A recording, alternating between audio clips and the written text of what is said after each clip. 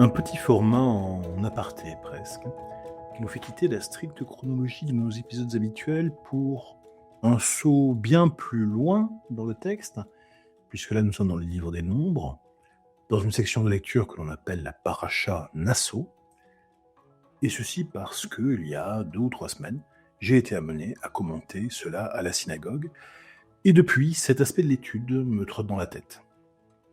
Dans cette paracha, donc, il se passe plusieurs choses. Mais je vais ici me concentrer en particulier sur un petit épisode, un détail, une minuscule transition.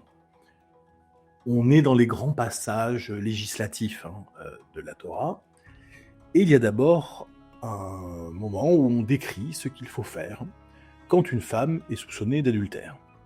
Et cela passe par une sorte de potion magique, mélange d'eau, de cendre et d'encre, qui est destiné à révéler si le soupçon du mari est fondé ou ne l'est pas.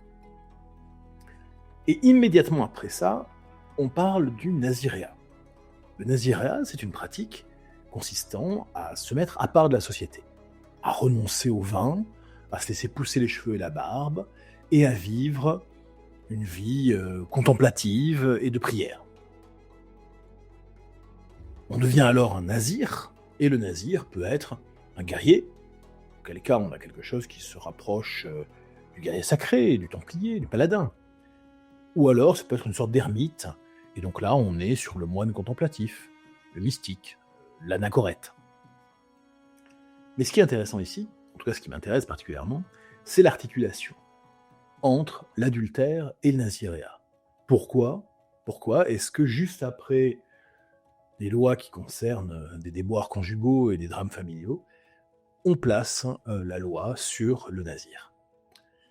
Eh bien, il y a un très beau commentaire de Rachi là-dessus. Donc Rachi, c'est un grand commentateur médiéval français de la Bible, et qui écrit, je cite, « Pourquoi le chapitre relatif au nazir fait-il suite à celui de la femme soupçonnée d'infidélité, pour faire ressortir que quiconque voit cette femme dans sa dépravation, mieux vaut qu'il s'abstienne de vin, car c'est ce dernier qui mène à l'adultère. » Fin de citation. Autrement dit, voir le péché d'autrui, quel qu'il soit, cela ne doit pas nous encourager au jugement ni à la colère. Cela doit nous encourager à l'introspection. Constater que telle ou telle autre personne a cédé à ses démons, et dans l'erreur, et dans la douleur, dans la bêtise parfois, ça doit être interprété en premier lieu comme un signe que nous envoie Dieu, la vie ou le hasard, afin de nous encourager à nous interroger sur nos propres fautes. Les bonnes, plutôt les mauvaises circonstances étant rassemblées, je peux céder également. La conscience de ma propre faiblesse doit être à l'origine d'un questionnement. Et dans tous les cas, cela peut nous amener à rectifier notre conduite, ce qui peut avoir deux conséquences. D'une part, nous éviter les mêmes erreurs, et d'autre part, servir d'exemple pour éviter à d'autres que l'erreur se reproduise. C'est le genre de petit détail biblique qui n'a l'air de rien, mais qui, quand on le prend réellement au sérieux, quand on prend le temps d'y réfléchir, appelle au retour sur soi, et si possible, un retour sur soi pas trop bienveillant.